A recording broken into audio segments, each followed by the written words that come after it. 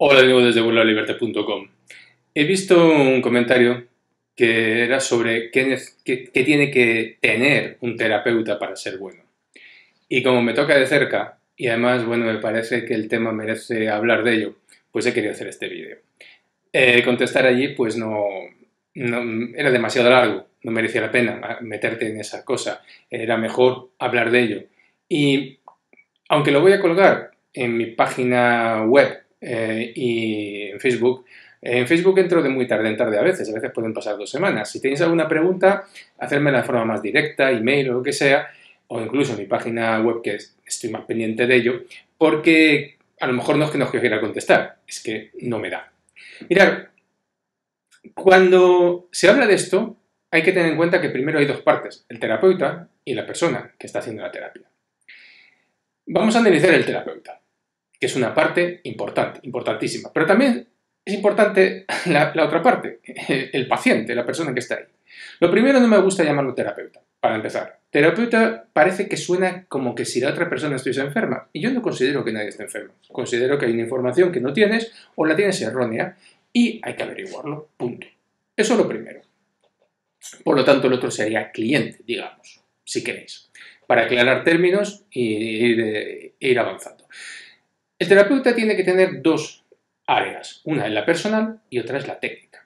En cuanto a la personal, pues dependiendo de la técnica que vaya a aplicar, pues se requerirá distintas cosas. Una persona, por ejemplo, que haga Reiki, que quieres que te haga Reiki, no importa que sea un adolescente, que no tenga experiencia, conocimiento, no tenga nada, mientras que se atenga al manual y tenga claro que solamente es un canal que no tiene que hacer nada y no ponerse a hacer tonterías, chorradas y demás, y se sienta el amo del mundo porque en un momento una persona mejore, está bien. Solamente ese mínimo de madurez que hay que tener, nada más. Pero si estás hablando, por ejemplo, de terapia de regresiones, que como me toca a mí, coaching, desarrollo personal, ya necesito una persona que también tenga una madurez. ¿Por qué yo puedo hacer, por ejemplo, coaching con una persona? Porque tengo una experiencia profesional a nivel de empresa muy larga, muy larga. Y entonces conozco muchas cosas a nivel de empresa, a nivel también de persona, a nivel de experiencias de vida, a nivel de muchas cosas. Y porque además, y especialmente cuando empecé a hacer lo que son terapia de regresiones, me formé. Me formé en terapia de regresiones, me saqué un máster en PNL, hice Reiki, que me parecía que era interesante, ya que se trabajaba con energías, y me parecía interesante, me sigue pareciendo una herramienta interesantísima, mientras que no te dediques a hacer tonterías. Como digo, tenía un vídeo que hablaba de estas cosas y decía que el problema es la intención que tú pongas en las cosas. Entonces, aparte de eso, me leí todo lo habido y por haber en cuanto a regresiones. ¿Por qué? Porque mirad, yo había dirigido relajaciones desde hacía años y a una persona que le había dirigido relajaciones y meditación me preguntó, oye, ¿me harías tú alguna regresión? Y me lo preguntó cuando yo estaba haciendo regresiones yo mismo como cliente. Como había observado la técnica y demás, que es una técnica que realmente es muy sencillita, pues dije, vale. La segunda regresión me vi frente al abismo, esto es una experiencia, y dije, no, esto es muy serio. Hay que tener mucho cuidado con lo que estás tocando porque esto no es cualquier cosita. Y entonces dejé de hacerlo. Me formé con otras cosas, como digo, PNL, regresión, etcétera, etcétera, y cuando ya me sentí formado, empecé a trabajar con ello. Lo digo esto porque, por ejemplo, yo he buscado con quién hacer terapia de regresiones y, lógicamente, pues empiezas a investigar. Y por un lado hay personas que realmente me dejan alucinado porque siguen estando en el punto donde yo estaba cuando empecé. Seres de luz, espacios luminosos, etcétera, etcétera, etcétera. Estoy enganchado a eso y a mí me da un miedo tremendo porque las experiencias que he tenido ahí son graves. Cuidado, no es ninguna tontería. Esto es como decía Castaneda, que había que ir al conocimiento, como la guerra, con plena conciencia, con responsabilidad, etcétera, etcétera. Sabiendo que si no vas así, pagarás caro no haber ido. Pues esto es lo mismo. Esto es una experiencia. Las terapias de regresiones, por ejemplo, son una de las herramientas o la herramienta más potente que yo conozco. Si las utilizas bien, vas a profundizar vamos, en lugares que no te puedes imaginar. Por tanto, hay que estar preparado. Entonces, cuando te dice una persona esto, dices, uff, está donde yo estaba cuando empecé. Cuidado. O está muy enfocado en todo lo que son extraterrestres, secuestros, etcétera, etcétera, implantes, que no digo que no sea cierto, pero que no todo es eso. En una regresión también se va el vientre a la madre, porque en el mismo momento en que tu madre supo que estabas ahí, empezaste a recibir programas. Y a lo mejor esos programas son el implante que tienes, a saber, cuidado. Pero esto lo tienes que tener bastante claro. Entonces, sigues buscando terapeutas y, bueno, pues un buen día quizás tropiezas con uno, como ha pasado a mí, que te dice, bueno, que te cuadra todo lo que te está diciendo, que te encaja y le dices, oye, mira, vamos a hacer una cosa si te parece bien. Hacemos un intercambio. Yo te hago a ti, tú me haces a mí. Y la respuesta no es, mira, no tengo tiempo. No, mira, ahora mismo no me encuentro. No, la persona te dice, no, yo es que ahora yo es que no lo necesito. ¡Wow! O sea, tú no necesitas nada. Tú ya has llegado a la cumbre. Vale, en ese momento ya no puedes hacer. Entonces, elegir a un terapeuta, y ahí es donde voy a la segunda parte, que eres tú, es como elegir a alguien para contratarlo para un trabajo. Yo no sé si tú alguna vez has contratado a alguien para un trabajo, pero imagínate que quieres un oficinista, le preguntas qué sabe de ordenadores, qué sabe de Word, de Excel, le preguntas. Yo cada vez que me viene alguien, le ofrezco, oye, vamos a hablar. Si quieres por teléfono, si quieres mejor por Skype, etcétera, etcétera, 15 minutos, no más, no hace falta más, y me preguntas lo que tú quieras. Te haces una batería de preguntas a la persona con la que quieres trabajar y ya está. Porque a la persona con la que quieres trabajar, por ejemplo, se le pide empatía, apertura de mente, etcétera, etcétera. Pero apertura de mente no significa que acepte tus ideas como la verdad. Simplemente acepta que tú tienes tus ideas y a él, bueno, pues no tiene por qué juzgarlas ni condenarlas. Son tus ideas. ¿De acuerdo? Empatía no significa que te dé palmaditas en el hombro y te sientas, ay, le estás dando la razón, le estés sonriendo y aplaudiéndole la gracia. No. Empatía para mí, terapia de regresiones, es que no pase, como veo a veces en YouTube, que la persona está dictando órdenes en plan dirigido. No, cuando yo trabajo con alguien, empatía significa que le acompaño en la experiencia. Y eso es duro, ¿eh? Eso es duro porque me estoy metiendo casi en su piel, no tanto, pero a veces pasa que estoy tan metido que sé lo que me va a decir antes de que me lo diga. Por supuesto, yo no digo nada, pero que la persona lo viva, no puedo dirigirla. Y por eso sé que a veces me está mintiendo. ¿Por qué? Porque estoy percibiendo una cosa y cuando ella me habla noto el desencaje entre lo que yo percibo, que es más intenso, más vivo, que lo que ella quiere aceptar y decirte y no te lo quiere reconocer. Eso es empatía y es muy duro. Es muy duro, por ejemplo, en terapia de regresiones. Y eso es lo que a veces se pide.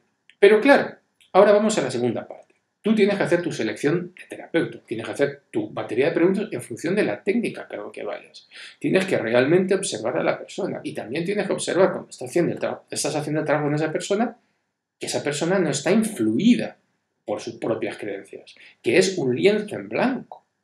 Mirad, la última vez que hice constelaciones familiares, yo estaba representando a una persona y la terapeuta directamente, que en este caso estaba hablando con la que sería figurativamente mi mujer, le estaba dando la razón a la mujer, cuando yo estaba sintiendo como su marido que me estaba sometiendo a una presión enorme. ¿Y qué decía su mujer? No, es que tu marido no ha querido aceptar la responsabilidad y sigue siendo niño. Y yo sentía dentro de mí que la presión que esa mujer estaba ejerciendo sobre mí, era algo insoportable y por eso huía. Es una interpretación, pero la terapeuta se fue a sus programas, a sus historias, y lógicamente así tú no puedes ir.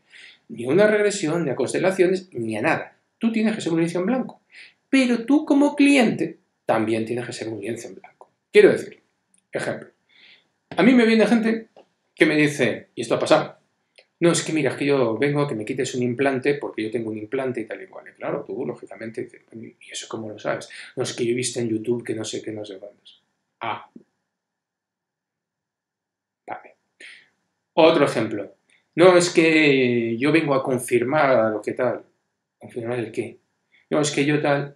Y claro, te das cuenta que esa persona viene a confirmar lo que con sus programas y condicionamientos ha llegado a la conclusión. Pero que a lo mejor es otra cosa. O me viene el maestro espiritual.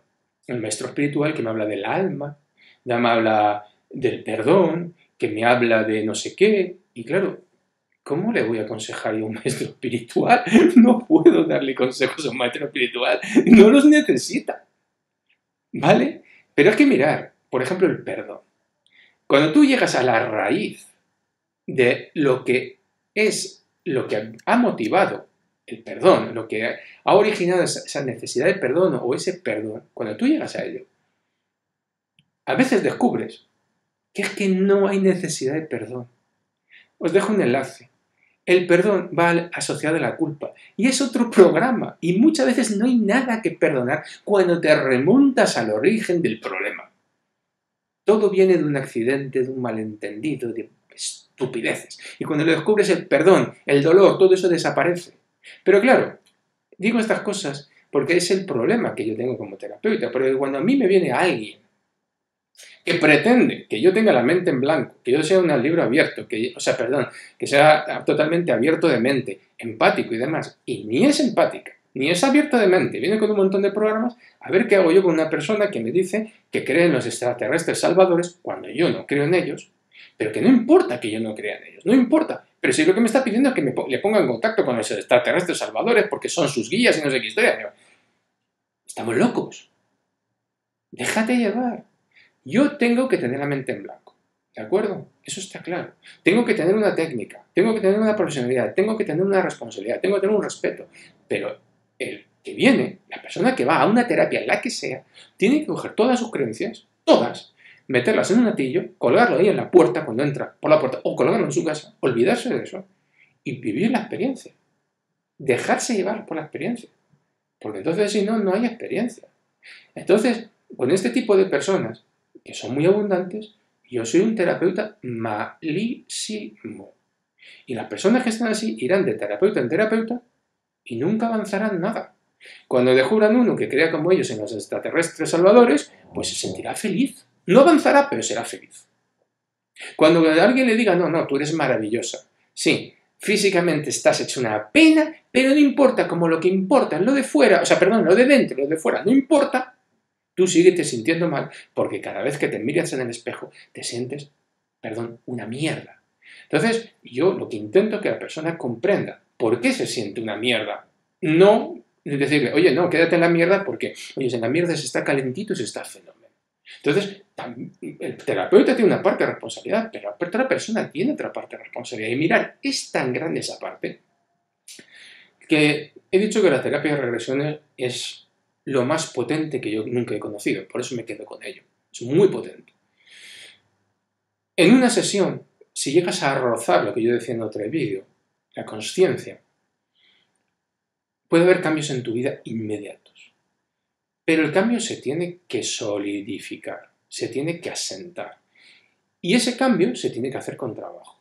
Vosotros sabéis lo deprimente que es que venga una persona a trabajar, cualquier cosa. Ya sea coaching, ya sea terapias, le dejes un trabajo. Pero nada de 2 horas al día, quizás 2 horas en 2 semanas. Y que las 2 semanas vuelve y no ha hecho nada. Es que esa persona no necesita, según ella, hacer nada. Si no lo ha hecho es porque ella cree que no necesita hacer nada. Entonces, ¿para qué vas a hacer terapias? Entonces, cuando preguntamos qué es necesario con un terapeuta, os lo he contestado. Para cierta terapia como estas, desarrollo personal, etcétera, etcétera, una madurez, una claridad, una apertura de mente, un conocimiento técnico, etcétera, etcétera. Pero tú necesitas también una serie de cosas. Porque si tú vienes programado, condicionado y no vienes con una apertura de mente real y una disposición real a hacer un trabajo, entonces todos los terapeutas serán malos excepto el que te dé la razón. Y eso no significa que tú avances un solo paso, un solo centímetro, un solo milímetro en tu vida. Con esto quería responder a esa pregunta, ¿qué es necesario un terapeuta? Hay 2 partes y hay 2 responsabilidades. Yo me ocupo de la mía, pero no me puedo ocupar de la tuya. En fin, muchas gracias, un saludo y hasta siempre. Adiós.